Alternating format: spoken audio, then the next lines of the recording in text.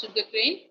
Not only that, in cut flower industry also, you can start your entrepreneurship using flowers such as gerberia, chrysanthemum, rose, which can be grown in the polyhouses or greenhouses, and growing such flowers will give you superior quality, and they will mature at the same time.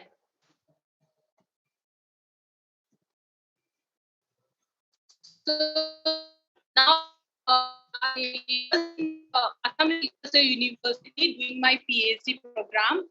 So in Assam Agriculture University, we had a commercial banana tissue culture unit. Dr. Selvinder Singh was the principal scientist, and hello, am I audible?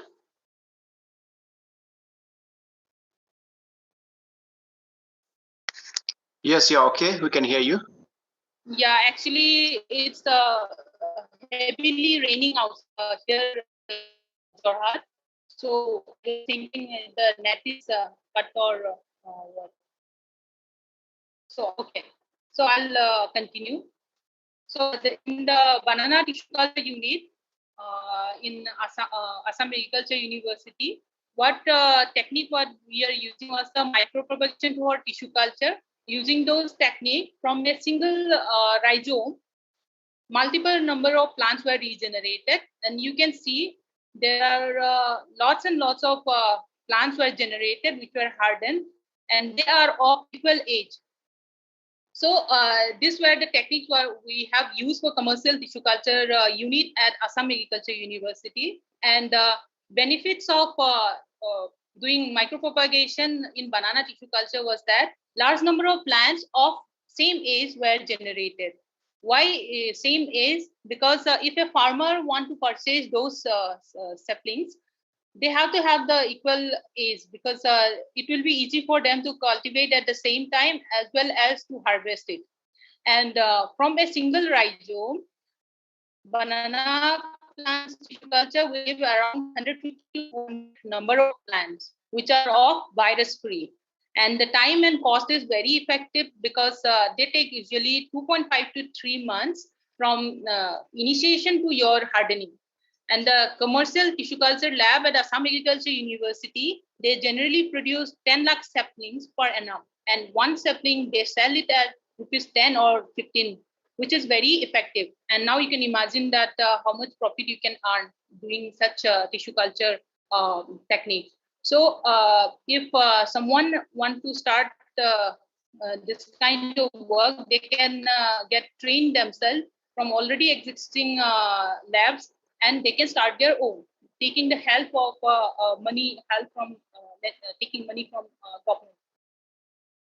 So let me just give a glimpse of what advanced biotechnological integration works are going on apart from tissue culture. This thing. I won't go through in detail, but just give a glimpse of that work. So in Assam Agriculture University, we are trying to generate some seedless banana, mainly the Vimcol, by targeting the Inogene CRISPR-Cas system. So Vimcol, you know that it's mainly preferred for baby food because it has lots and lots of iron and other nutrients. So it's preferred for baby foods. But one drawback is that in natural condition, Vimcol is having lots and lots of seeds.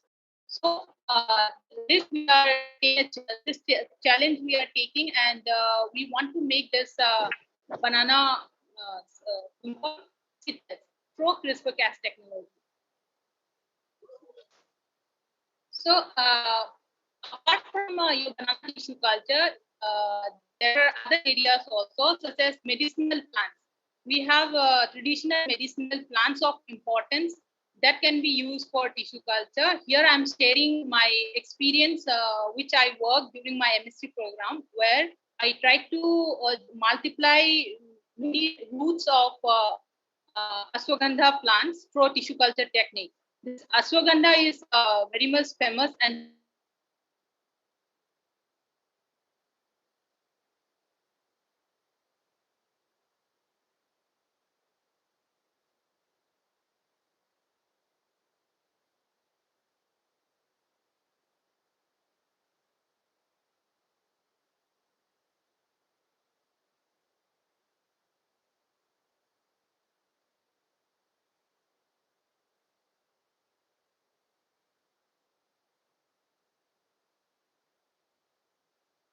Hello. Hello. Yes. Am I audible? Yes. My slides are visible.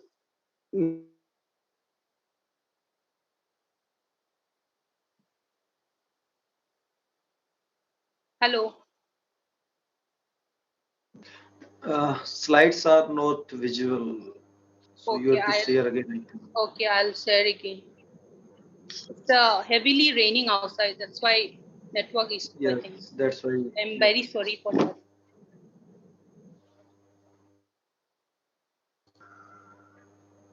Is it visible now? Yes, now. Yes, now. So from where it was not visible? I mean, from slide number 9, it was not visible, or 8? From 8. 8. 8, right. Yes. Ashwagandha. Yeah, I'm very sorry because of this weather issue. I'm not able to continue. Okay. So may I start now?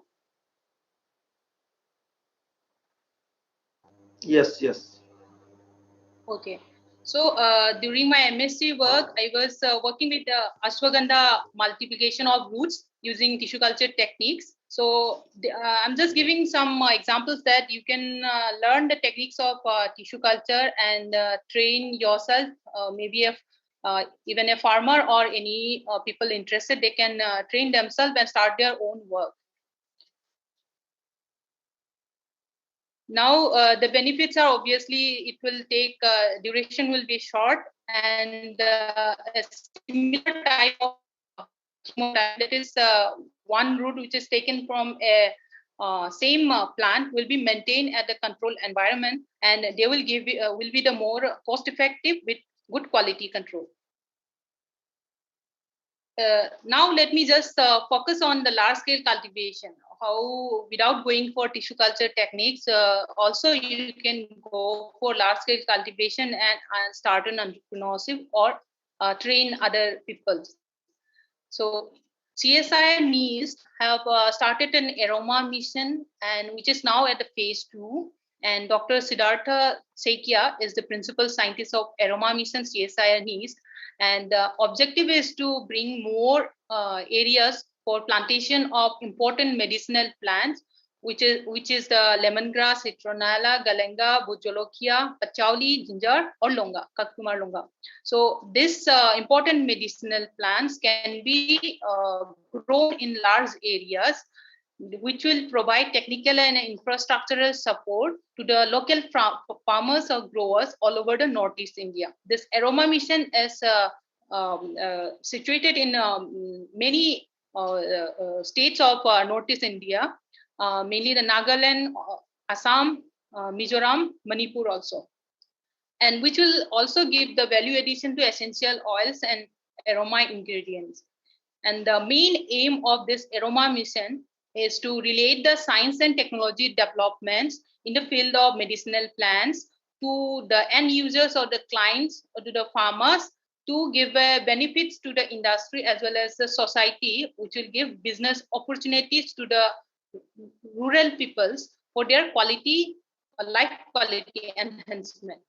So this aroma mission is initiated at Nukshim village at Nagaland, where multi-locational trial and first regional research center is established.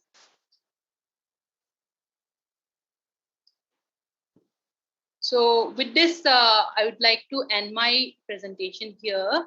And before ending, I would like to acknowledge DST, Government of India, DST Sir, for providing the platform and also NASDAQ to inviting me to give my views on this program. I also like to acknowledge my director, Dr. G. Narhari Sastry, and my supervisor, Dr. C. Chikaputaya, of during my DST Serve and PDF, and also Dr. S.P. Sekia, who is the project leader of the aroma mission. He has given me such lots of information regarding this aroma mission. So with this, I would like to thank you all. thank you, Dr. Singha, for a wonderful presentation. Thank you so much. We have learned so many things from you. I hope we can do something together in the future, in the coming days. Yes, sure. Sure. Very Yes. much welcome. Yes. Now, the next presenter, I shall give the time to Shri Daniel Tong Sep. He is an associate professor with SERT. He is also the nodal officer for IE and ICD. And he is also the nodal officer for Aspire Manak Award SERT. Sir, you can take your time now.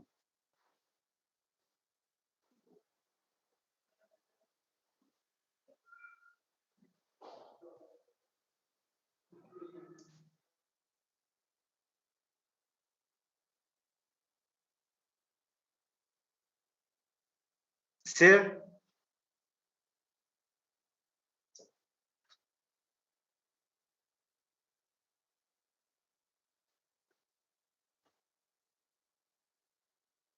Sir Tong, are you there? Hello. Yes. Yes. Yes, sir. You can take your time now, sir. Yeah. Yeah. Okay. Dignitaries present here and a host. Greetings from SCRT. Thank you so much for giving us an opportunity.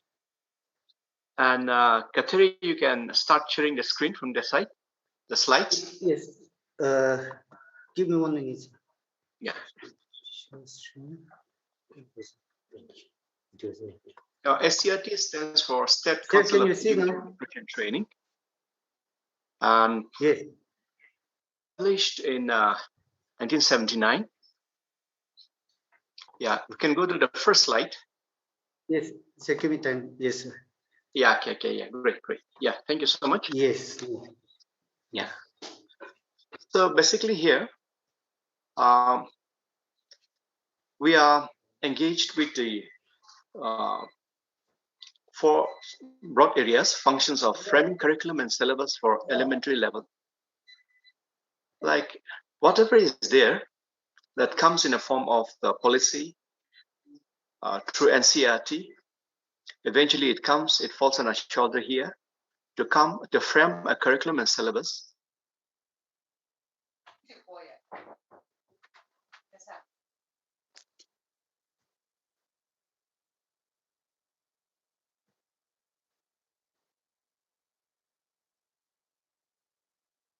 Um, 2020 is out, and at the state level here, we are busy framing our position paper. Well, we also are engaged in development of textbook covering elementary schools. All the subjects that falls under this. So we develop the curriculum, we develop syllabus, and we develop textbooks as well. And we're also responsible for conducting research and survey, which is education related. And we also take care of in-service and pre-service teachers training. And we conduct the teachers eligibility test, TET. This is what we do at the state level. And there, to the next slide, you see that at the district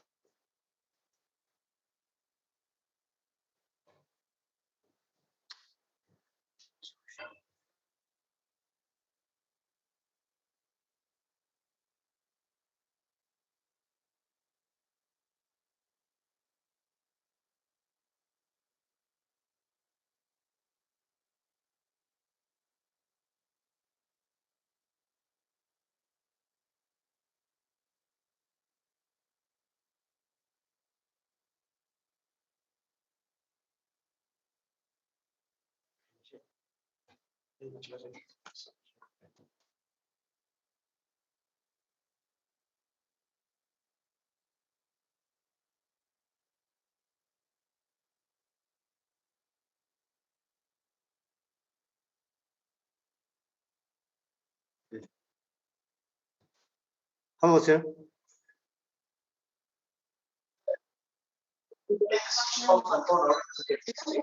Share.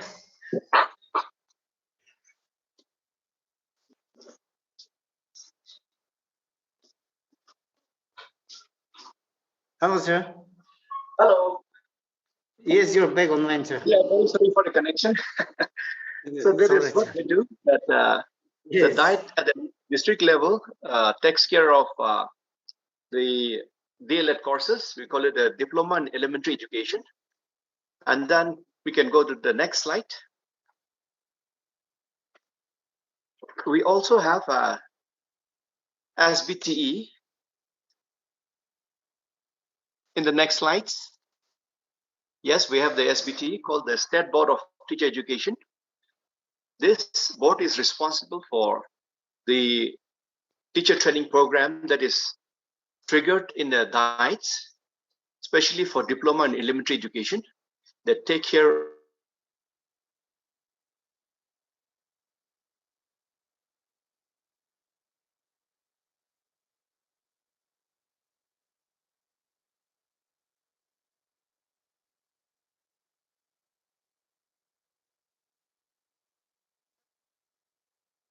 the ELTI stands for,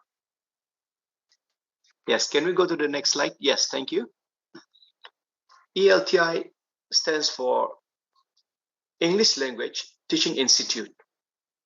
So this is a fully functional institute under our department, and it offers 2 years diploma course, especially for those teachers who are interested in teaching English or who is into teaching English.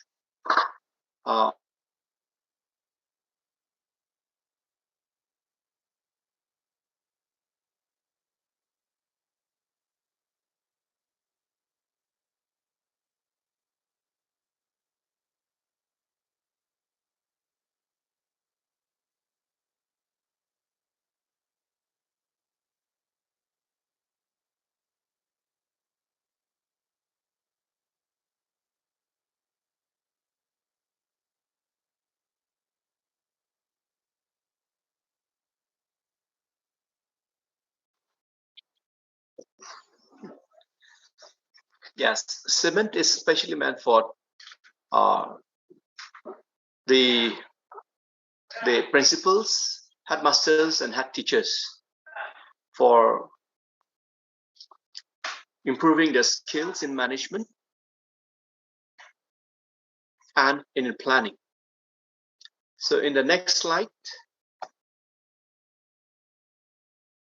we have the guidance and counseling cell. In the guidance and counseling cell offers 2 years diploma course.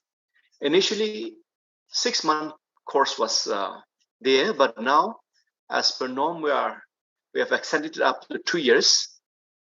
So here, the diploma course is on school guidance and counseling. Research has shown that there is a need to give proper counseling to the children at primary and elementary level, because they are bombarded with so many technology. They are bombarded with, at this crucial time of adolescence, they have a lot of issues.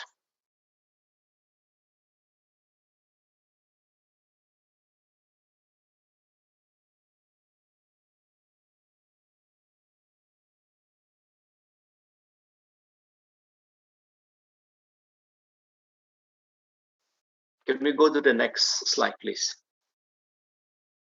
We have the early childhood care and education. And we have a cell here, which also takes care of 2 years diploma courses in ECCE. Now, we know the importance of children at the formative stage, where properly trained teachers need to take care of children. And this is the reason why we have started this course for taking care of teachers, to train them, especially in-service teachers who are teaching at the primary level. If I'm not mistaken, we are the first in our country to offer diploma courses in guidance and counseling, school guidance and counseling, and also in ECCE. Can we go to the next slide, please? Yes, Inspire Manang Award. We are very fortunate that the Ministry of Science and Technology and Department of Science and Technology has given us this honors to be the nodal department to conduct Inspire Award in our state. We could encourage a lot of children to participate in this program, in this award. Many got the award also. We are fortunate that at least 2 of our children could go to Japan and observe that advance in technology there and come back and share with their friends here. I still remember 2 of them, the Imtili Iyer and Sadovino Saleh. So we are proud of them and we are grateful to the DST. I happen to be the State Nodal Officer for Inspire Manang Award. I am concerned now because there is a decline in nomination. So I think we need to speed up the process of nomination. I think at the government level, we need to encourage more. It's not easy to get selected for this award. Teachers, children have to come up with good ideas. So maybe there's a reason why they get discouraged. But I think there should be a proper mechanism of addressing them, to encouraging them too. The next slides, we have the spelling bee competition.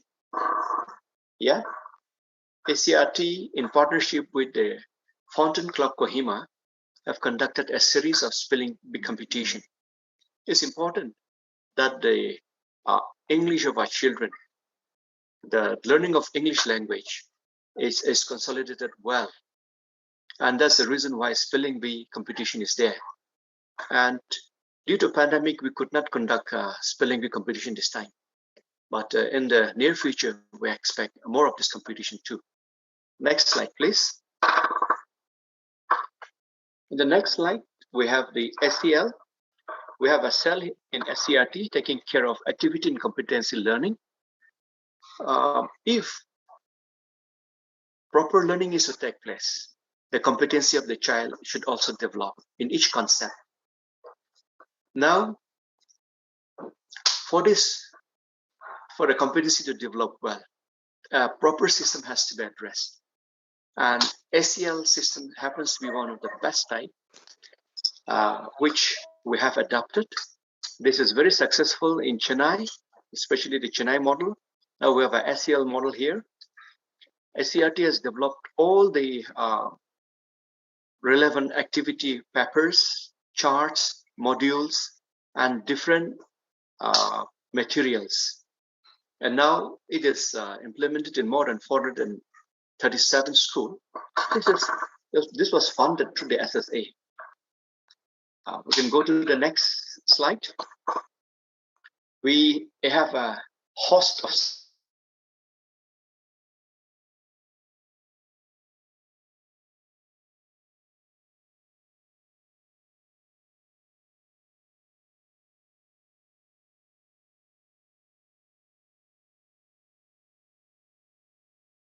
distribution, and they take care of developing science modules for teacher training programs and also for textbooks for the children. And all this is done by the science education cell. And also likewise, the mathematics education also does that.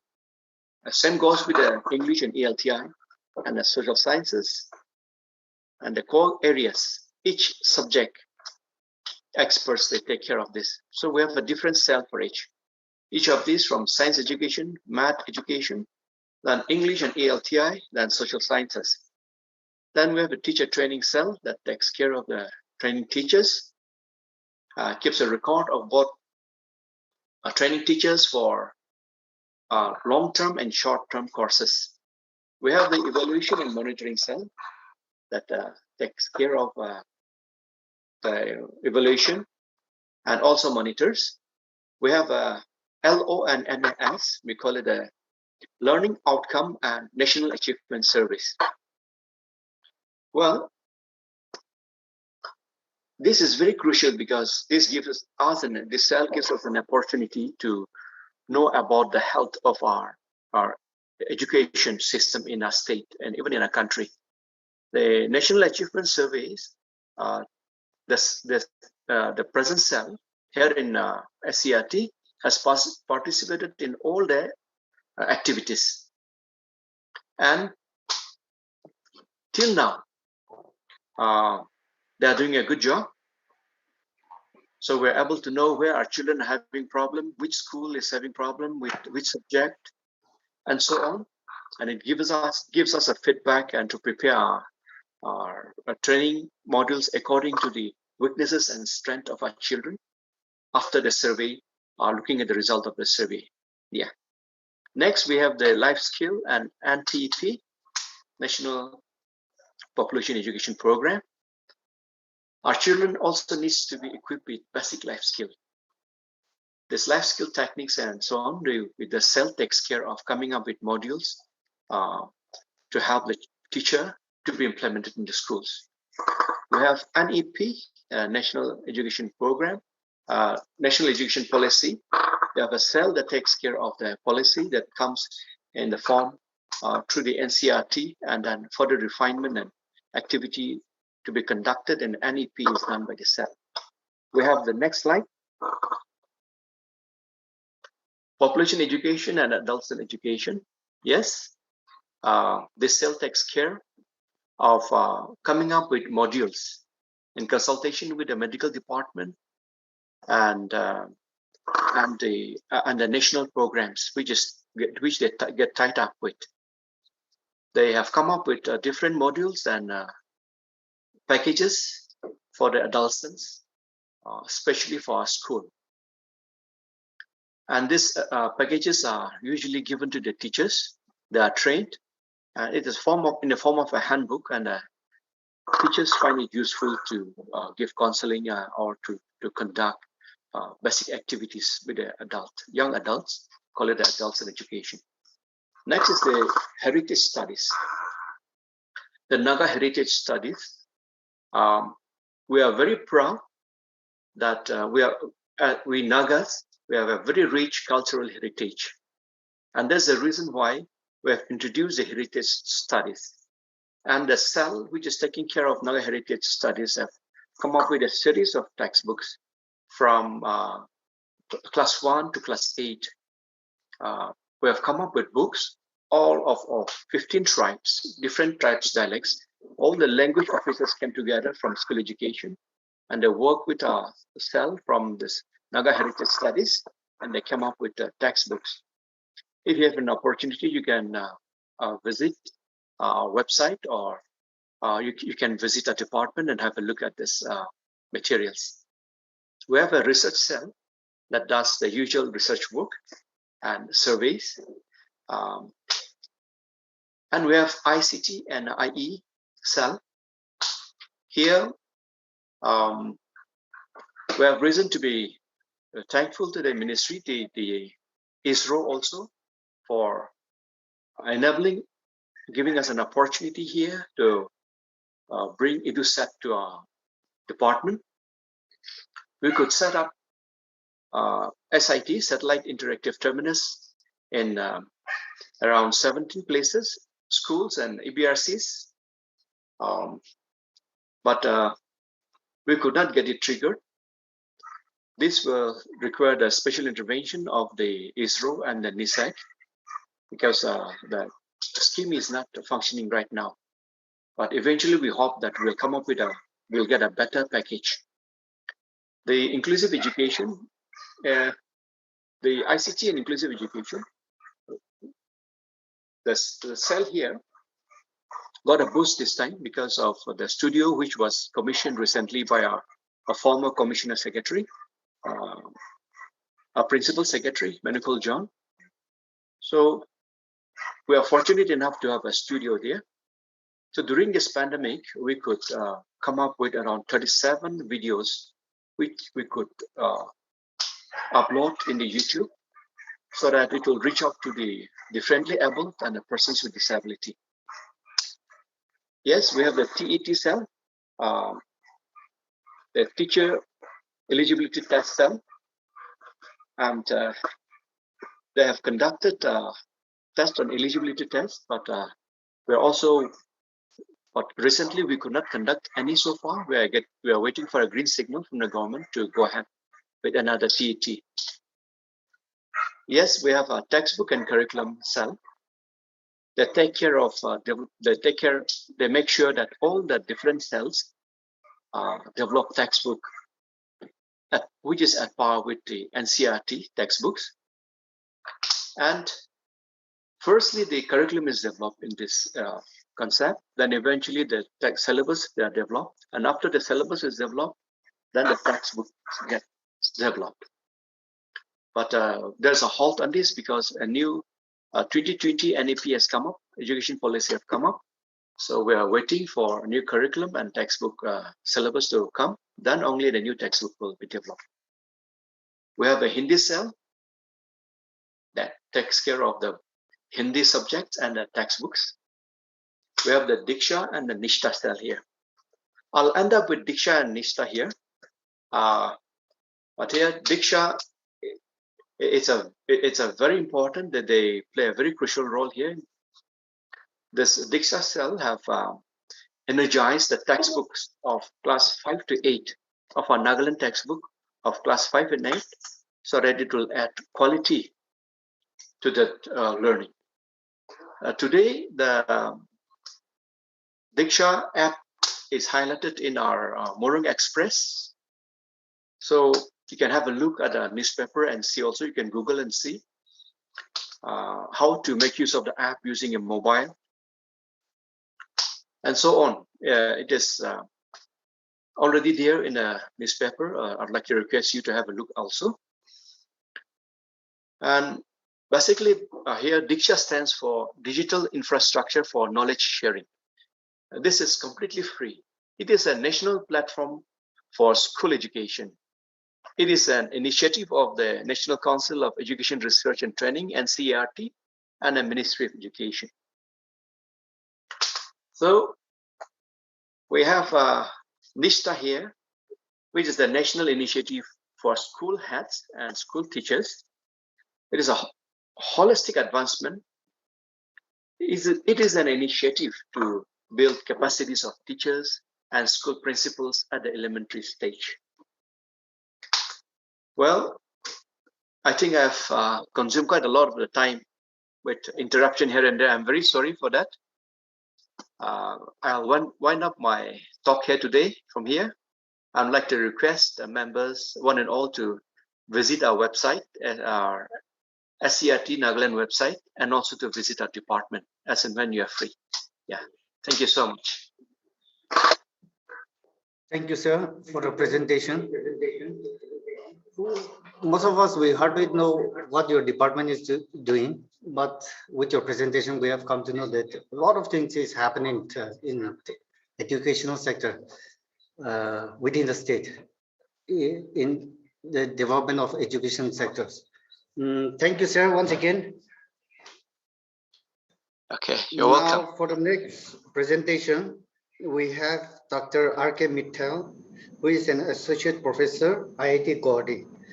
He was formerly a former DSC-inspired faculty at IIC Bangalore, and now he has joined IIT Govt recently.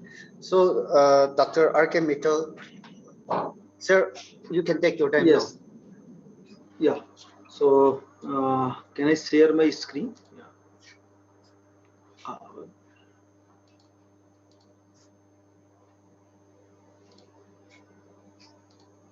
It's visual? Yes, sir. Okay. Yes, so first of all, good afternoon all, and I would like to thank NASTEC, DST, and Government of India for inviting me to share my experience. So yeah, I will stop my video that it will create a lot of issue, I think. Yeah. So the India is celebrating its 75th independence year, as a Azadi Ka Amrit Mahotsav. And then state science and technology councils are showcasing science, technology, and innovation ecosystem for Atmanirbhar Bharat as a Vigyan Utsav. And in this Vigyan Utsav, I am participating as a one of the beneficiary of schemes of Department Science and Technology Council of Government of India. So here the title of this talk is Inspired Journey of DST Inspire Faculty, and under the theme of Human Capacity Development. So my name is Rinku Kumar Mitta. I am Assistant Professor at IIT Guwahati. So yes, so I will talk about my journey. So I did my BTech and MTech from IIT Bombay from 2005 to 10. Then I have joined Bharat Heavy Electricals Limited as a design engineer. Then I came back to IIT Bombay for my PhD under the guidance of Professor Ramesh Kumar Singh. Then after that, I have joined ISC Bangalore as a DST Inspire faculty. And recently I have joined IIT Guwahati as assistant professor. So my key research area is manufacturing, in which I am working on different things like development of different systems and machine learning algorithms, and then related to some machining process. So in this presentation, I will not talk about the research, but I will talk more about the Inspire faculty awards and Inspire schemes and fellowships, their features and objectives, and my journey through the period of Inspire faculty. So these Inspire awards and fellowships were started in 2008 by Department of Science and Technology during 11th plan. So Inspire is innovation in science pursuit for inspired research, as the name suggests. It is started to attract the talent, to develop the creativity, and to motivate youth, and to promote research and science as a career option for researchers or students. So, and this Inspire fellowships and schemes generally involve academia, scientific community, industries, and state functionaries. So here you can see there are three types of programs Inspire scheme. First one is a scheme for early attraction of talent and site, which generally target the group of 10 to 18 years, or you can say up to standard 10th standard. So in this, they will get some fellowship, some awards for their creativity and their talent in science and research. The second program is scholarship for higher education, which target student of 12th standard. They will get a scholarship for their bachelor degree or master's degree. So and the third program is assured opportunity in research career, which targets the PhD students and the researchers who has completed their PhD. So here you can see the Inspire scheme is generally is very good opportunity for you can say any age group from a student to PhD or after or postdoc students. So means it's a actual human capacity development program, you can say, the Inspire Fellowship. So here I will talk about Inspire Faculty Award Scheme, which I have received in 2019. So the objective of the Inspire Faculty Scheme is to attract the young scientists or young achievers, and it provides the opportunity to young scientists to develop their scientific profiles or research profiles independently, and they can pursue their career in long term in the science or research field. And the expectation of this scheme is to augment high quality scientific manpower for scientific and educational institutes, especially to state and central university. So I will tell you about that later. So the features of this Inspire Faculty scheme is it is for Indian citizens and people of Indian origin who has done their PhD or submitted their PhD thesis. So generally about 100 faculty positions are awarded per year. Previously it was higher, or maybe as Professor Thong said that people are not applying at that much. So that's why the faculty positions are less. And in the attraction of this Inspire faculty is that each faculty will receive an amount as a salary, as equivalent to assistant professor of an IIT. And in addition to salary, they will get a research grant, which is very attractive, and 7 lakh per years, and they will receive it for 5 years. In this scheme, they have means candidates have freedom to select any institutes. They can select any state university, central university, or any institute, research institute or lab of their choice. And candidates are also allowed to go abroad for 18 months to their to go to attend the workshops, training, and for research work and further development. Means as a visiting faculty, they can go for they can go abroad.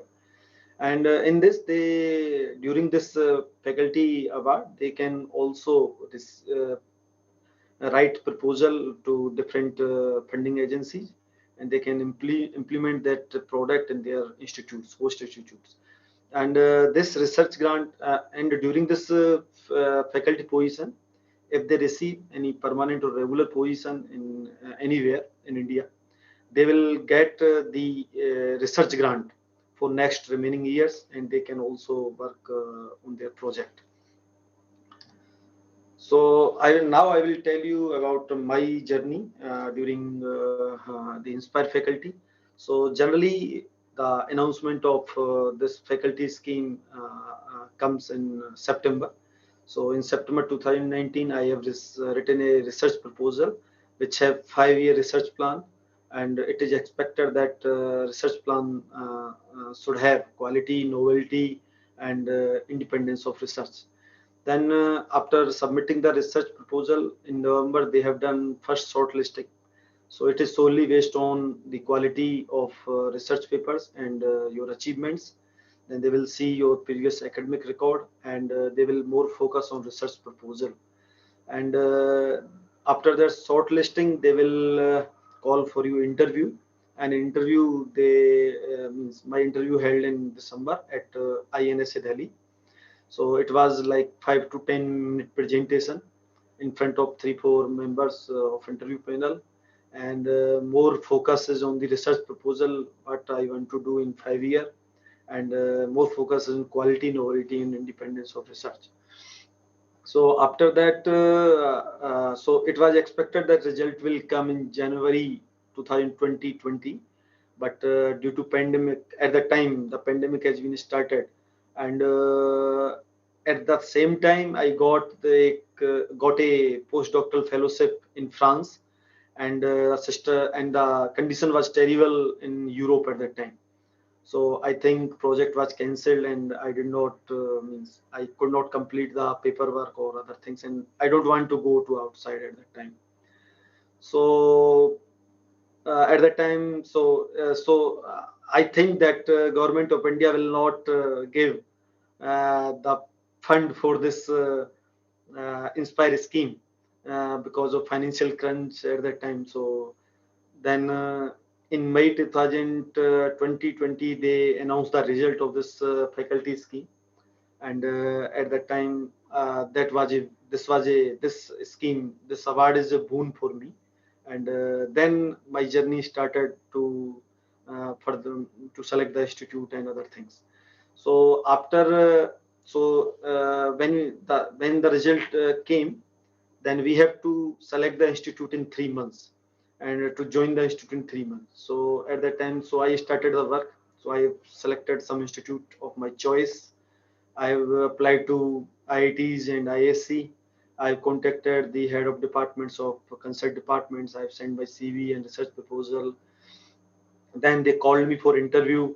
So IIT Madras and IIC Bangalore called me for interview, and it's like it's a very rigorous process. Means they will not take as you cannot take this as a easy thing. So they will call you for interview as a assistant professor, and you have to present your PhD research and research proposal in front of all the faculties. And after that, I got the result for IC Bangalore in June, and I've joined IC Bangalore as a host institute. So my research and I joined Department of Mechanical Engineering thanks to Professor Anand Suresh, who was the chair of Mechanical Engineering Department at that time. And my project was related to manufacturing. So it's 5-axis development, 5-axis micromilling center development for difficult to cut materials.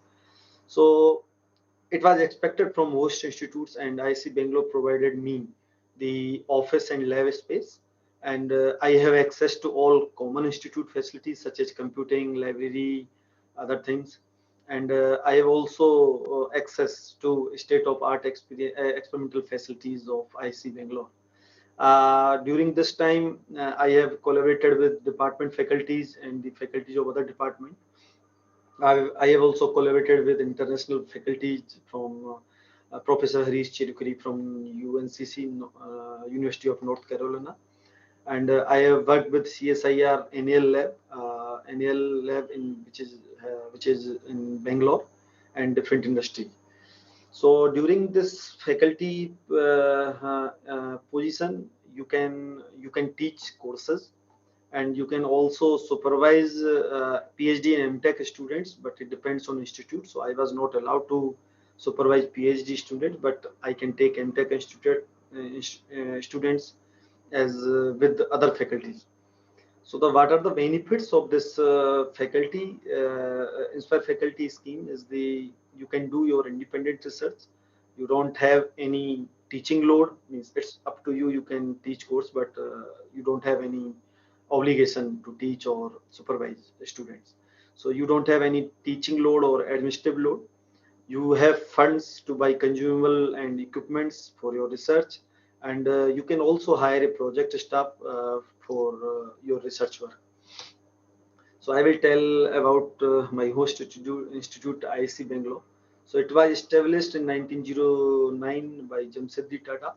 It's a premier institute for advanced scientific and technological research and education. And the ranking, you all know that it's 186 is best in India, and NIRF ranking is 2. It has total 45 academic department centers, and total faculties are 530. In mechanical department, they have 25 faculties. So during my state IC Bengaluru, I was applying to other IITs for a regular position, permanent position. So thanks to IIT Guwahati, I got a regular position as an assistant professor here. And what is the okay? So the main and you can also take means when whatever you bought at your host institutes, and after getting a permanent position, you can you can move your all equipments to new institutes. So this is the very good thing, I think, for in this scheme. So IIT Guwahati is established by Government of India in 1994. It's a 6th member of IIT family, one of the most beautiful educational campuses in the country. The QS World rank is 395 and NIRF ranking is 8. It has 16 academic departments and centers. Total faculties are 410, and mechanical department has around 50 faculty. So now I will tell about some of my work, 2-3 slides. So this is a high-speed micro machining center which we have developed at IIT Bombay with support of some funding from DST or Government of India. My supervisor received a Sword Jayanti fellowship and from DST. So it is almost our work was funded from DST. So we have started our technical startup, Micromech Innovations Private Limited, and we have developed these machines. And we have supplied 2 machines, one for BITS Plani, one for IIT Bhilai. So these are the applications of this high-speed micro machining. So we can fabricate micro components for different industries such as defense, biomedical, telecommunication, and automotive industry. So here you can see some examples. So we have made these optical codes on jewelry. The size of this code is 2 mm by 2 mm, and we can scan these codes by mobile smartphone. I have written the code application for mobile, and then you can see personalized message on your mobile, which has been sent by your loved ones, and uh, then this technology we have also patented. And you can see jewelry pattern which we have made on copper. It's a micro gear made on bulk metallic glass, which is very hard material and is generally used in jewelry applications. This is a lithography mask pattern made on thin film copper sheet. The copper sheet is 50 micron thick, and we have made this feature which is 60 micron. So the human hair size is 80 micron, and it's the thickness of this feature is less than your hair. So we can make these type of components by our machine. So this is an spiral channel made by flat end mill. So these type of channels are used in micro product applications, and this is a surface texture made by ball and mill. So these types of surface texture are generally used in surface applications, such as we can enhance the wettability, erosion, we can resistance to erosion and other things. This is the repair and restoration. So generally this type of technology is used in industries where damage of the mold is very frequent. So we can repair the damage by doing laser deposition, and then we can do the machining, and we can restore the mold. And this is a biomedical application where we can make micro needles. So these micro needle patches are generally used for non-invasive drug delivery drug delivery, and these micro holes are generally used for bioimplants. So this is actually one key area, which is biomedical area, where India can work to develop the ecosystem for Atmanirbhar Bharat. So these are some things which I have in mind to develop ecosystem for Atmanirbhar Bharat. So we can develop some stability maps for high-speed micromachining titanium alloys, which is generally used for biomedical and strategic applications. We can develop a hybrid machine learning model for smart machines. We can also develop a 5-axis micromachining center in collaboration with Indian and global industry partners, and we can commercialize these technologies with existing industry linkage. And I hope that we can create a micro manufacturing ecosystem in India to support Atmanirbhar Bharat. And I have seen that I think in Northeast the manufacturing is not a means not developed. Manufacturing sector is not developed, and I think that economy of any part of any area of or any country is mostly depend on manufacturing sector.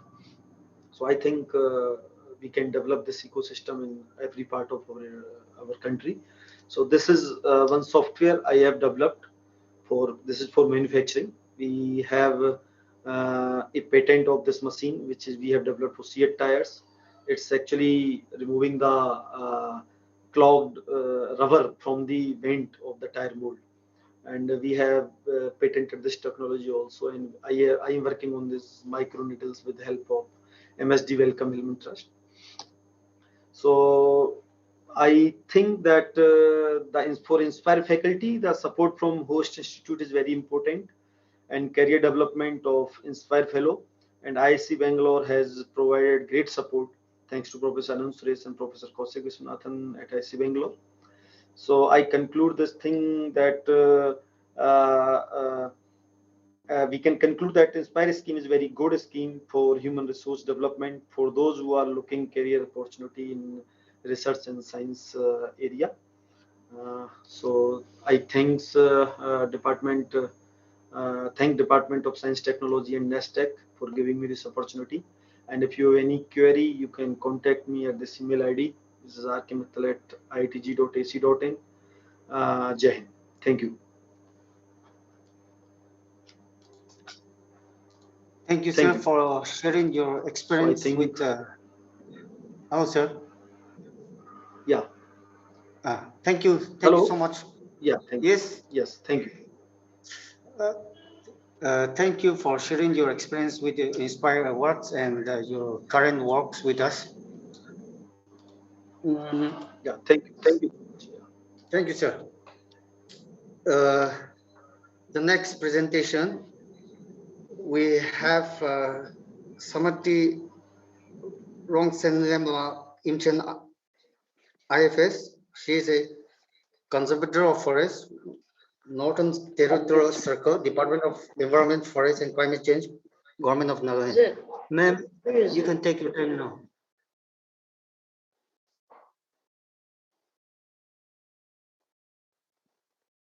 Yeah, thank you very much. Can you also see the screen? Am I audible? Yes, ma'am, yes. Okay. A very good afternoon to everyone. My topic will be more or less on the activities that is being implemented by the department with regard to the capacity building and the training programs. So first of all, thank you for giving me this opportunity to share a small presentation on the human resource development in the forestry sector in Nagaland, commemorating Azadi Ka Amrit Mahotsav under the human resource development for Atmanirbhar Bharat. I take pleasure in thanking NESTEC and Department of Science and Technology for having me here in this program. So, well, before going to the main topic, let me give a brief overview about the background on Nagaland and the status of forest in Nagaland, as some of you may not be familiar with it, and moreover, my presentation will be based on the background. So, in Nagaland, we have 12 districts with a population of around 19 lakhs, and it is a very small state as far as area is concerned, with a geographical area of only 16,000 square kilometer. So, though Nagaland is a small state in terms of area, it has some unique features. It is a part of the Indo-Myanmar biodiversity hotspot, which is very rich in biodiversity with unique flora and fauna. Some of the unique features of Nagaland we can boast about is that the tallest rise was discovered in Nagaland, around 9 feet. One of the hottest chili, Raja Mircha, we call it, is found in Nagaland, which was the hottest chili for a few years. Tallest rhododendron in the world is found in Nagaland, which is featured in the Guinness Book of World Records. And of course, the flight stragoban, the state bird, is a rare bird found in Nagaland. So these are some of the unique features of Nagaland, to name a few. Well, Nagaland is a forest-based economy. Say around 70% of the population lives in rural area and are dependent on forest resources for its livelihood.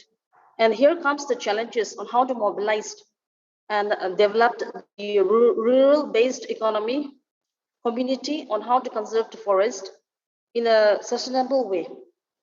So when it comes to the community conservation area, which is very unique to Nagaland, here the community set aside a chunk of forest as a conservation area for the future generation. So this kind of conservation has been practicing from time immemorial for most of the villages in Nagaland. So over the years, many villages where there is no conservation area have started declaring their forests as community conservation areas due to awareness creation and capacity building of the communities. And again, in Nagaland, we have the village council, which is the highest level institution in the village. It is a powerful institution that regulates all the activities in the village. So no government programs or activities can bypass the village council. These are some of the photos. Tallest rhododendron, Raja Mircha, Light Stragaban, Hollow Gibbon, to name a few. Another important feature in Nagaland is the unique land holding system, wherein around, say, like 80% of the land belongs to the community or the private individuals or the local people, and only 11% belongs to the government. So in such a scenario, the management of forest by the government becomes very difficult without the cooperation and collaboration of the landowners or the communities. So it is a challenge for the department on how to consolidate the communities to manage the forest sustainably. And here comes the intricacy and the complexity of the department and how to build up the capacity of the human resources of the forest personnel, as they are at the front line of any developmental activities of the department. So when it comes to the status of forest, in Nagaland, we have 80% forest cover and around 50% recorded forest area. And if we look at this slide, we can see the breakup on the forest area. We have 1 national park and 3 wildlife sanctuary, and some few purchased land that makes up only 11%. And the rest are the virgin forest, degraded forest, and the community-owned forest that makes up 88.3% of the total geographical area. So from this slide, we can conclude that in Nagaland, the management of forest is not a cakewalk, and it needs serious intervention and mechanism. So these are the forest types in Nagaland. And from here, we can see that though Nagaland is a small state, the diversity in the forest is immense. These are some of the important rules and acts that governs or regulates the forest in Nagaland. Institutional mechanism.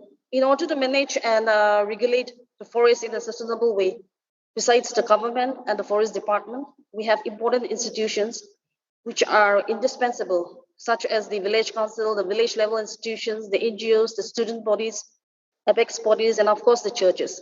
So all these institutions play a great role in managing the forest, and in Nagaland, the human resources in all these institutions are needed to fulfill the mandate of the conservation by sensitizing them and upgrading their innate skills.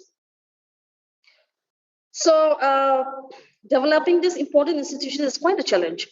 However, the department have implemented various programs to build up the capacity of the concerned stakeholders through numerous activities, which I will be explaining now. And this will set the background of today's topic, that is human resource development, capacity building and training under Forest Department. So the department is very serious about training departmental staffs, especially from range officer level till the forest guards, as they are at the cutting edge of any developmental activities of the department. The local level stakeholders forms a very much a part of the mandate of the departmental spectrum, as they are the real owners of the land or the forest resources. And so raising their consciousness and building up their capacity on forest and wildlife conservation and management becomes central to any departmental activities. In the forestry sector in Nagaland, human resources are divided into 2 categories. First is the departmental staffs, and second is the local level stakeholders. So, and the department is concerned with the development of the human resources in these 2 categories of stakeholders. Therefore, the department has been involved in various programs for enhancement of skills and exploring the talents and abilities of the forest personnel, and sensitizing the communities to ensure that the objectives of the department are fulfilled. Capacity building and training is one of the most important interventions of the forest department for upgrading the knowledge and skills of the 2 categories of stakeholders. So today we will be dealing mainly on the JICA, that is the Japan International Cooperation Agency. JICA assisted projects in the department, as this is a major project which has provided major capacity building and training in the department for all the stakeholders.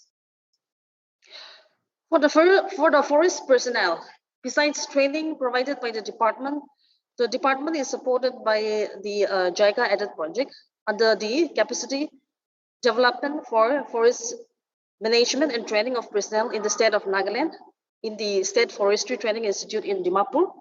So this training institute is the lone forestry training institute in Nagaland for forest personnel. So it is very much in need of development and upgradation in all quarters. So under this JICA project, the main areas that were developed are capacity development and infrastructure development. So the capacities of the trainees will be enhanced only if proper and sufficient infrastructures or assets are created. Hence, hostels and administrative blocks were constructed under this project, besides procuring various assets needed for smooth functioning of the training modules, as well as refurbishing of the training institute.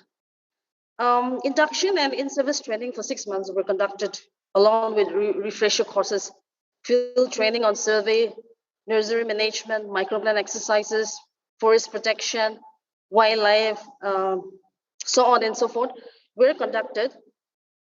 And another important part of the training is touring within and outside the state were conducted to build up the capacity of the trainees on various aspects of forest management and protection. So apart from that, training materials or notes and reading materials were also procured, and training activities were enhanced. So these are some of the photos of the assets created.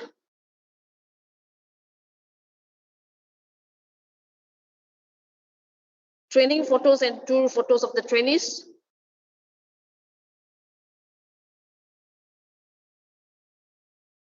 So these are the training conducted at safety. That is the State Environment Forestry Training Institute in Dimapur during and after the project. Induction and in-service training, 2015 to 21, 182 trainees. 2014 to 16, 2-week refresher course, 130. 2015 to 2018, 1-week course, 125. Training during and after the project. MOT is equal to 3 and TOT is 16. So these are the training conducted during and after the project. So, the impact of the capacity building program has accomplished a long felt need to improve training model of the institute. And through assistance from the project, the training guidelines and training improvement plan have been completed, which has equipped the institute to provide quality training to the frontline staffs. So there is a great impact in training delivery in work performance of the frontline training staffs after this project. Again, there is also a significant impact change of usage of training facilities. It has created spacious atmosphere for working purposes. Facilities such as conference hall, libraries, computer facilities, and office equipments and accommodation facilities for trainees have greatly enhanced the general logistics. And of course, it has enhanced the overall capacity of the institute. It is expected that after the intervention by the project, it will clear the existing backlog of around 100 numbers of untrained frontline staffs by increasing the number of intake capacity and conducting 2 batches simultaneously. And for this year, trainees have been enhanced to 35 numbers. It will also provide timely training of the fresh recruits within specific time frame after the recruitment. And as we all know, that forestry sector has been increasingly dependent on using this smart technology for managing the resources. So thus, much emphasis is being focused on proper handling and using of technical equipments and its related software. Now, coming to another project, we have another very important project assisted by JICA, Japan International Cooperation Agency, again, which is called Nagaland Forest Management Project. So the objective of this project is management of forests sustainably through forestry intervention, livelihood improvement, community development, and of course, institutional strengthening through capacity development programs. So under this, awareness and capacity building trainings are conducted for all the stakeholders involved in the project, starting from the departmental staffs to village level institution. And capacity building of the institutions, such as in the level of forest divisions, range, joint management committee, and self-help group members, becomes a very important element for effective project implementation. So under the Nagaland Forest Management Project, capacity building is done through the training need assessment that identifies capacity needs through stakeholder analysis, thereby establishing baseline and identifying mode of training delivery, wherein a comprehensive list of training based on the training need assessment is established. So after this training modules are prepared and developed with training pedagogy and methodology, and also mentoring and coaching of DOTs are conducted. So then training activities will be conducted by resource persons or by the FNGOs, depending on the category of staff. And in order to access the capacity building tools and techniques and the resources, there will be an app-based resource library or online portal wherein they can get access to the training resources. So apart from the allotted training program, frequent meeting and interaction with the communities are important, and also learning local traditional knowledge and sharing of ideas are also encouraged. So these are the training conducted for the 3 categories under this project. The first one is the project staff stationed at the headquarters. Second will be the institution, community-based institution like the self-help group, village councils, youth, women group, etc. And the third one will be the collectives, community collectives, federations, farmer group, common interest groups, networks of civil society organization, etc. Now, this is the training need assessment status as of now. We have already completed for the headquarter and also at the DFO level and the support staff level and the range level. Already completed the training need assessment for the Joint Forest Management Committee and SSTP at the village level. And this training is conducted through filling in online Google formats. So after that, the training module has been formulated. So these are some of the photos of trainings and capacity building programs conducted by the project. The first training will be obviously sensitization about the project to all the stakeholders involved in this particular project. Then comes orientation of the field level staffs and also the support staffs. Then trainings are conducted to the village level institutions like such as the Joint Forest Management Committees, the village councils, the self-help groups, etc. And due to the COVID-19 pandemic, the project was delayed by a year. However, the project was able to conduct trainings through online, at least at the district level. Now, after the relaxation of the lockdown, the project has gained its momentum, and the capacity building trainings are still ongoing in the villages as well.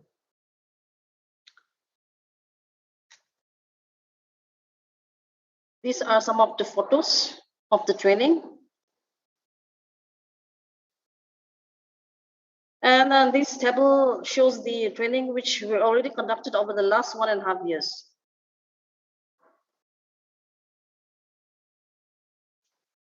So now I will come to the community conservation areas. Community conservation has, gained its momentum in Nagaland. So there are around 407 community conservation areas all over Nagaland. And one of the department's main mandate is to bring more area under conservation by creating awareness amongst the community. And a kind of joint forest management is being implemented by the department in collaboration with the communities for sustainable management of forest, wherein the department provides technical know-how and incentives, and the communities take, responsibilities in managing their forests. So the challenge of the department is to strike a balance between conservation and livelihood security. So now, without any source of income, most of the village communities are, dependent on forest resources for its livelihood. In doing so, there is a large-scale degradation of forests in the form of gym cultivation, forest fire, illegal logging, hunting, etc. So these are the challenges that the department need to intervene by organizing capacity building programs. So village communities has huge amount of traditional knowledge on natural resources, and consolidating this immense human resource is important in order to make them responsible forest communities and protector of forest. So for this, numerous capacity building and awareness programs have been conducted to the communities on sustainable management of forest resources, wildlife and environmental protection, forest fire, nursery, plantation, etc. So these are some of the photos.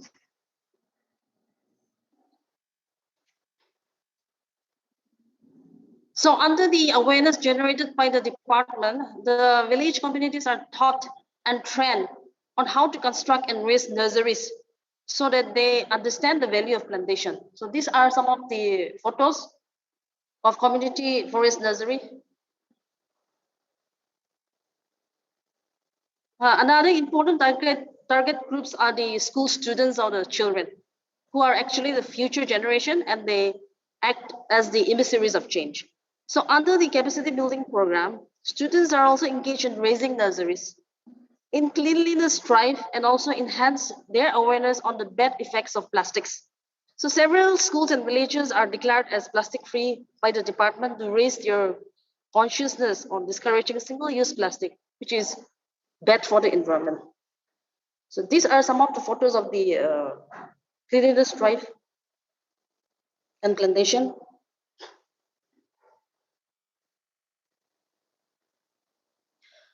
So, however, all this after all this awareness, the livelihood aspect cannot be forgotten. For this, the department is open to convergence with any line department, at least on capacity building and skill development of the forest dependent communities and the self-help groups, etc. And the department has involved the village councils, the Joint Forest Management Committee, the self-help groups, and all the local level institutions in all these schemes, and have also made them important target groups in all the awareness generation programs organized by the department. In the JICA-assisted Nagaland Forest Management Project, it is covering around 185 villages. And we also have a new project coming, which is a German project, which is known as KFW project. It will cover around 70 villages. So these two projects are the externally aided project, which is being implemented by the department. And so these projects intends to cover self-help group and common interest group for enhancing the livelihood of the forest dependent families through capacity building programs and community resource development by mobilizing and upgrading their raw expertise on natural resource management. So of course, there are still more challenges in the human resource development in the department. We need more trainings and good working environment in the organization and the department. We also need to enhance work ethics amongst the staffs. However, having said that, we are putting all efforts to involve the stakeholders in the management decision-making process and create great work ethics and favorable working environment. And also at the village level, all efforts is being made to sensitize them and also upgrade their skills, keeping intact their traditional knowledge. Thank you very much.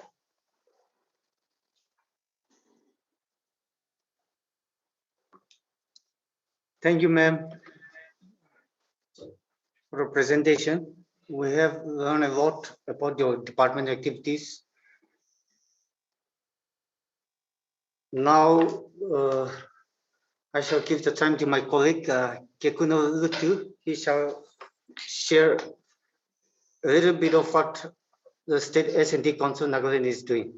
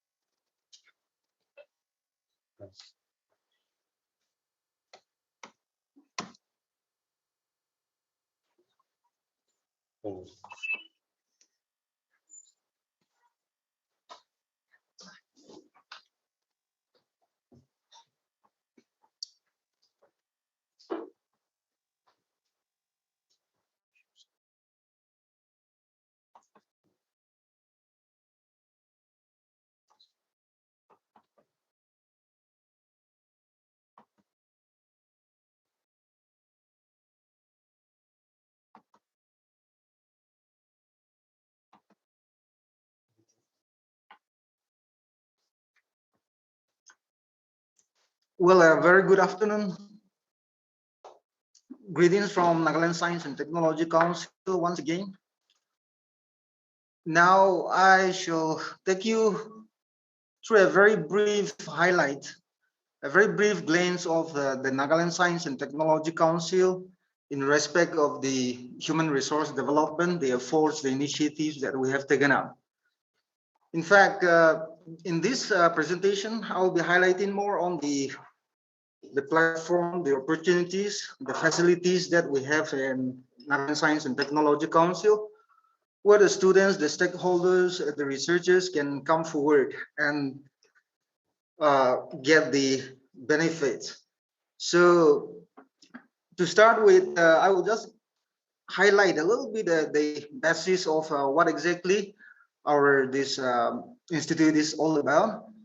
This is under the aegis of the Department of Science and Technology, Government of Nagaland, and our Central State Partnership Autonomous Body was established in the year 1999. And then we have a mandate to be the nodal agency to catalyze, implement, and coordinate S&T activities in the state, to popularize and promote science and technology in the state, to uplift the economic status of the rural population through interventions with S&T, to develop science and technology and its application through research and harnessing the rich bioresources and indigenous traditional knowledge system with science and technology know-how, and to identify priority areas of science, technology, and environmental needs for long-term development of the states. These are some of our mandate which we work for too. Then so far we have the facilities or the kind of center, the cells that we have developed so far. And these are some of the divisions that we have. Under Nagaland Science and Technology Council, we have a remote sensing and GIS application center, a science popularization divisions, which looks after this S&T communications. We have a bioscience division and engineering wing, chemistry and analytical divisions, a biotechnology hub, a patent information center, and a state referral water laboratory for water quality analysis and monitoring. Then we have a state climate change cell, which is now designated as a Nagaland State Climate Change Studies and Knowledge Solution Center. Then we have the State Spatial Data Infrastructure Facility. So these are some of the facilities available in our council. And through this, we carried out the human resource development programs under each of these cells or wings. And then we also outsource some of our technical knowledge to the stakeholders. But today, we'll be highlighting more on the kind of recurring activities where the stakeholders, the students or researchers or any can able to come forward and utilize the facilities that is available. We will put our effort also to outreach. But in the meantime, having this program, we can able to bring a kind of synergy where the people can able to know what do we have, what are the facilities that we can able to provide. And through this, we can able to help or forward the development towards the human resource development. So under this science and technology, science popularization, we used to have an annual programs. This is celebrated every year, especially National Science Day. So National Science Day that falls in the month of February. So we take these programs to the district level in coordinations with like SDOs, especially for the school children. So these are some of the annual activities that we take up every year. So the students, the schools can able to come forward and they can able to avail this kind of competitions. Like we used to have a popular science talks. We used to have competitions like essays, painting, exhibitions, and quiz. So it varies a little bit, depending on the needs of the students or the schools, but we carried out these annual programs. Then we have also the National Mathematics Day. This is celebrated on National Mathematics Day every year. So this also is an annual program. So the kind of activities that we take up every year is like mathematics model competitions, mathematics teaching competition, mathematics quiz, or popular talks. So these are some of the activities where even the stakeholders or the schools can come forward with their own ideas where they need the kind of exposure that they need. So currently, these are some of the common activities that we conduct every year through this National Mathematics Day program. Now, these are some representative photographs of popular science talks and so forth. So the next center, or say the kind of facility that we have, is Patent Information Center. So this deals with all the intellectual property rights matters. And this is established in 2011 and became the nodal organization in Nagaland for dealing with all these intellectual property right issues. Then these are the common programs that we conduct throughout the year. Since the inception, we keep on creating awareness on IPR among the people in the state. That includes mostly the schools, school students, and any other NGOs or any stakeholders who want to come forward and organize such kind of programs. We take it forward to them. And then we also facilitate universities, departments, industries, and other R&D institutions for patent filing and searches, or even the NGOs like the societies for GI registration, or any individuals for copyrights, new plant varieties, that is for farmers, etc. Then we also have created IPR cells in universities and Institute of Higher Education, and even in some line departments. So these cells are being established so that we can able to spread out our outreach. We can able to spread out our linkages so that more people can come into the platform to get more aware about the IPR issues and the IPR related things. So this we don't have that much capacities at the moment. We don't have that much provision at the moment, but so far we have at least created 5 IPR cells in different locations in Nagaland. So those are also some kind of node where even individuals or stakeholders can come to that cell, and then if there is any problem or issues, then we can take it forward to NASTEC, and we can forward it even to the central government. Then training and capacity building programs we have conducted. We are still conducting, and we will be conducting. So these training programs and capacity buildings, like hand holdings on post patent filings or like post GI, when we have any individuals have registered for any kind of IPR related issues, the post registered issues are some of the main things that the individuals or the researchers find problems. So this is also one area where any of the individuals, the societies, the organizations can come forward, and we can give a handholdings or guidance in this field as well. Then we also carried out patent searches using this modern software. We have facilities here where where individuals can able to patent search for the inventions, for patenting their inventions or any other IP related parameters. These are some of the facilities available at PIC where anyone can able to use as a common facility. We have a patent database search software, so that is called ECASUA. We have A, B, and C, and this is Indian patent available free to the public. Then we also provide for any individuals or groups consultancy service, those whoever comes forward. So this is also an like ongoing activity only. Then we have some books, references on IPR where you can able to avail in the NASTEC. Then the 5 IPR cells that has been set up at the moment are at the Nagaland University. That is Dimapur, this is Setam, School of Engineering and Technology. So there also people can able to go there and even access to that node also. Then we have one at Pakai Christian College that is also at Dimapur. Then we have in Nagaland University Lumami campus, we have one IPR cell there. Then one at Kohima Science College Jotsoma, and the other again at Kohima, that is in Department of Industries and Commerce. Then these are some of the representative photographs of the awareness program.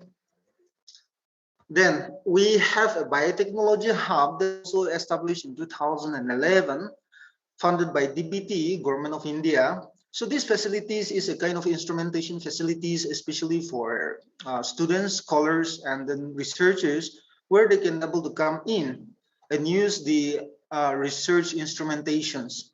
So this is being created with a humble beginning. It has been created in the year 2011, where some of the basic biosciences or biotechnology research components are made possible. Then right now we have under this Biotechnology Hub, in conjunction with the Biosciences division that we have in NASTEC, now we have already the state-of-the-art Biosciences Research Laboratory, where students, scholars, and even the other stakeholders can able to come forward and use the facility. So this is one of the mandate. So we have already put in place all this state-of-the-art biotechnology research laboratory, ranging from this microbial culture, the molecular biology, the phytochemicals, or this chemistry or analytical chemistry. So the other aspect of this biotechnology hub is capacity building in biotechnology. But here we do not only concentrate on biotechnology, but as in the field of bioscience as a whole.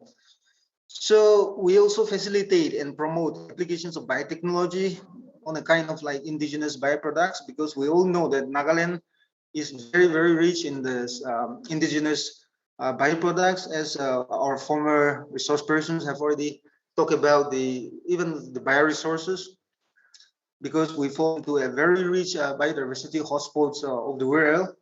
So these are some of our strengths. So we encourage, promote, and channel our researchers, our young minds, towards harnessing these indigenous bioproducts, or say utilizing the indigenous traditional knowledge system with the modern biotechnology. The interface between these two can bring about a lot of changes within our society. That is what we believe, and then we work towards too. So on these aspects, we conduct a lot of hands-on training programs.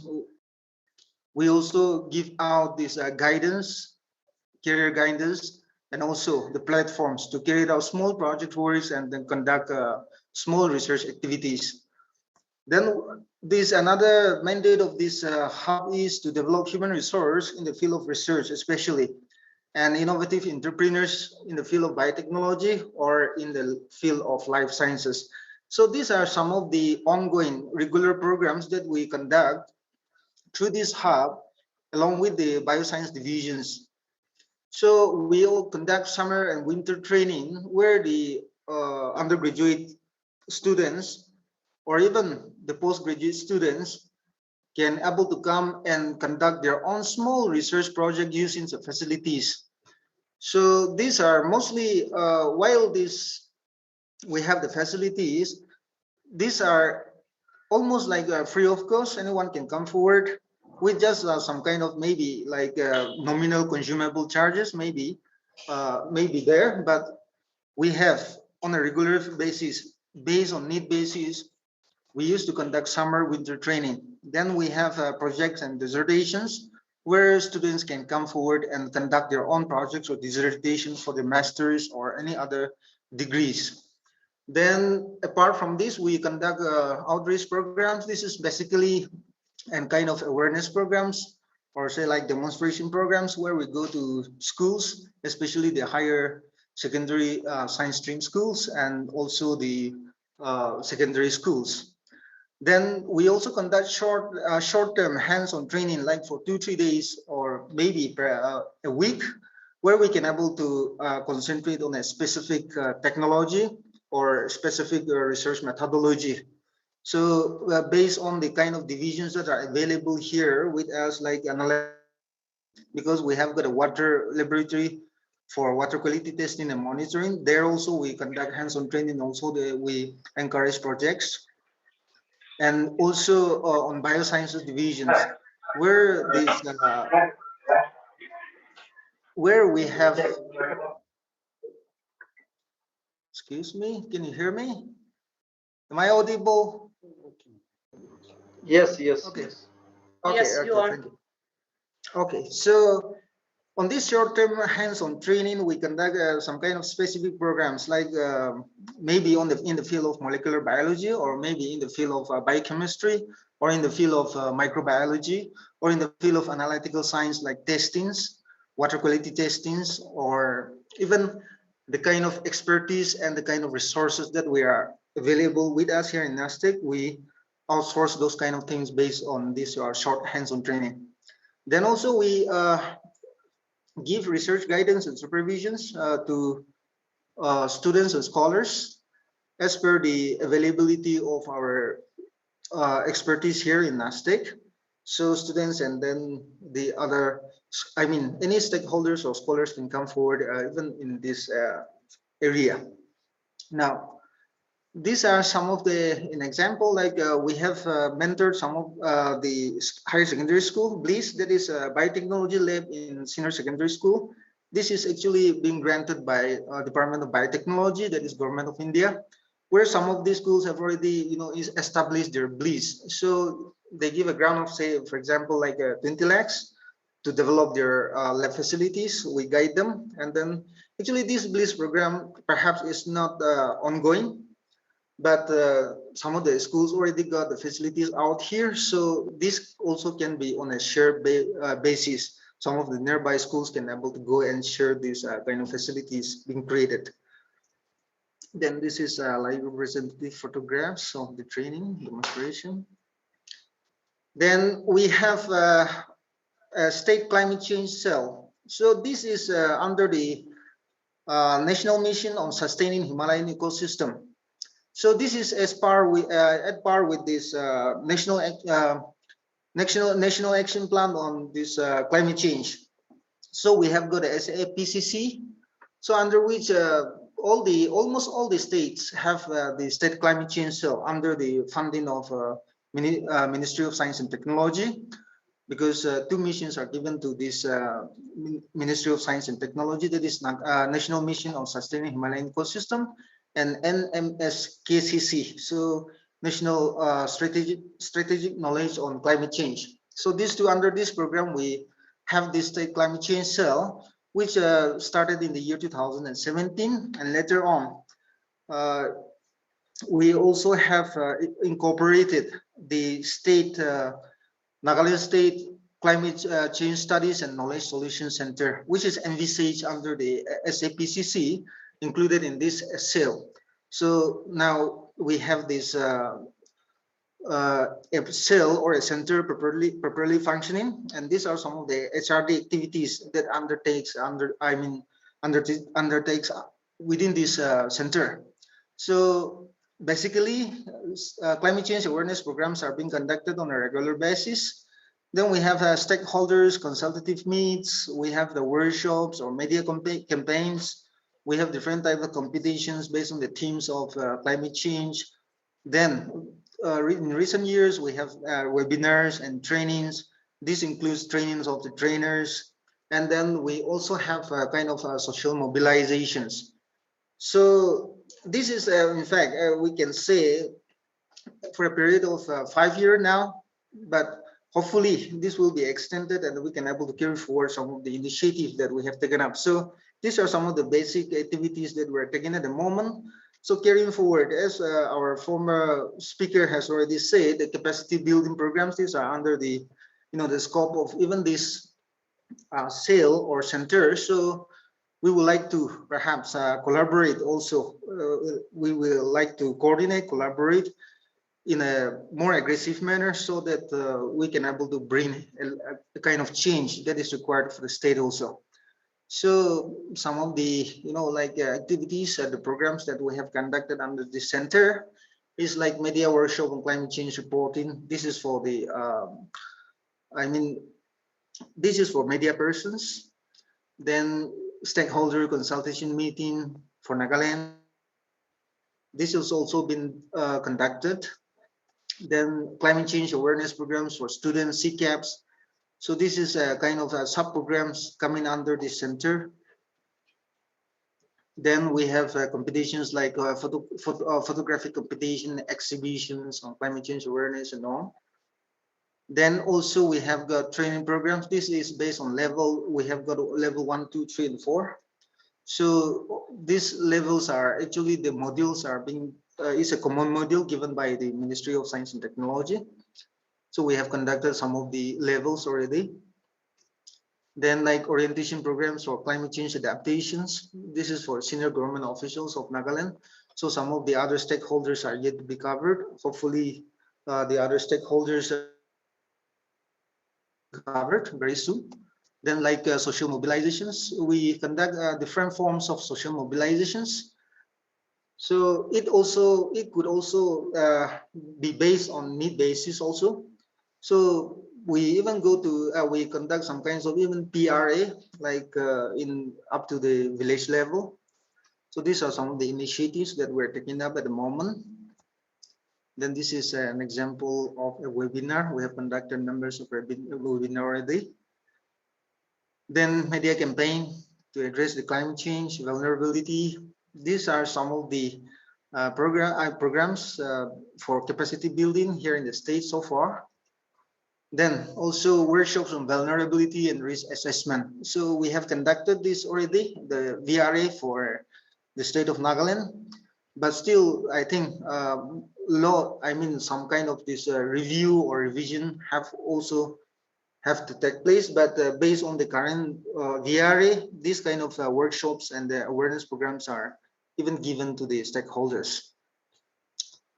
Now we have also a division called remote sensing and GIS applications. As we all know, this is one of the most important areas now. Departments or many of the developmental activities. So since we have got an expertise here, because I think in Nagaland, remote sensing and GIS application center being established here in NASTEC is one of the first of its kind. So from the beginning, from the inception, like in the year 1999, even prior to that, remote sensing and GIS applications has been, in NASTEC. So based on the kind of expertise or the kind of experiences that we have, we also outsource our consultancy services, trainings, or even this guidance on remote sensing and GIS. This is actually based on need basis by the stakeholders. So far, actually, we have done a lot of consultations, outsourced result data to many departments and stakeholders. And just to name some few, like, for example, Department of Tourism, Department of Forestry, Environment and Ecology, Department of Land Resources, Public Works Department, Planning Department, and other, even local governments and non-local governments, as well as even up to the village level, like boundary maps and so forth. So these are some of the, just an example which can be replicated. So I'm just showing a little bit of it because whenever any departments or any stakeholders need this kind of data, we can able to outsource those things to the needies. So like, for example, like parent district map and Westland map of Nagaland, they have been prepared and provided, like Kohima Science College Jotsoma, like the deal survey of the campus map was prepared by the council. Then like maps of land use, land cover for and wasteland, land degradation and other related data. They are given to land resources, forest department, etc. Then consultancy services like this is kind of in the beginning. Now this is a common technology, but on GPS were provided to forest department or Nagaland Bamboo Mission and even up to the school levels. Then training of on GIS remote sensing applications. This is on basis like we give to different departments. Say we have land use, land cover maps. We have different kind of maps. We have already prepared for the state of Nagaland. So if anyone would require it, then we have a ready resource. For example, groundwater recharge, ground prospect mapping. So all these kind of works, or say the maps, we have prepared. So anyone interested can come forward and then give a check. Like if at all, it could be helpful to your departments, to your organization, or as an individual for research or any other purpose. So this is what, in a nutshell, what we are doing at the moment. I'm not concentrating, of course, to the kind of individual projects where we conduct specific trainings, but which cannot be replicated because one program that is over, it is one-time program. So those are not being highlighted here, but these are some of the replicable or can be recurring. So these are some of the facilities that anyone can come forward and get from the council. And then thank you so much for your patient hearing.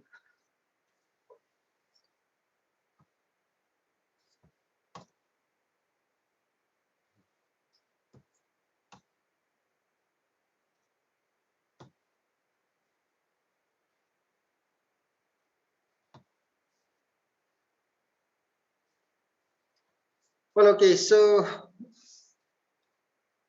thank you so much. Now, actually, with that, we come to the end of our program. So I would like to take this short extra time to thank all the participants, especially the Department of Science and Technology, SSTP division, for giving us this platform so that we can able to conduct this program and able to bring the kind of synergy that we need for the further development, the kind of coordinations that we need to have in the state. So we thank the officials of the DST for this beautiful program. And also, we will like to mention in a very special way our today's resource persons, especially this Dr. Danna Wantari Elsina from NIS Jorhat, then Shri Daniel Tong from SCERT Nagaland, Dr. R.K. Mittal from IIT Guwahati, then Smithy Rongs and Lemla IFS from Department of Environment, Forest and Climate Change. So we thank you so much for your time, for your resources that you have shared. We look forward to collaborate more in the future programs. And also, we thank all the partakers, especially our member secretary, Shri Kevitso Kenneth, for making this, hosting this program possible through his leadership. And also, I thank all my senior colleagues and my colleagues, as well as all those participants who have come here today, give your time, and also give us a patient hearing. So we thank you so much for making this program a very beautiful and successful one. We look forward to more of these programs and cooperation in the near future. Thank you so much. And I would like to request each and every one of you at this before we wind up, we would like to have a kind of photo shoot, like we want to have a shot, a screenshot. So may I please request all the participants, the resource person, to put on your video so that we can able to have official photographs.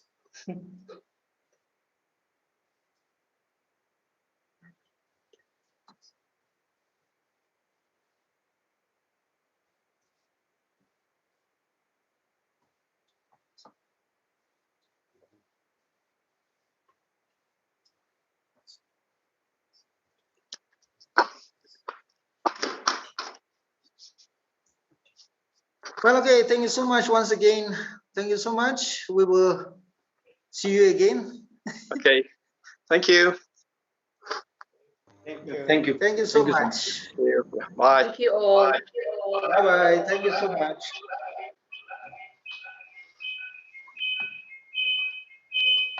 Thank you so much. Okay.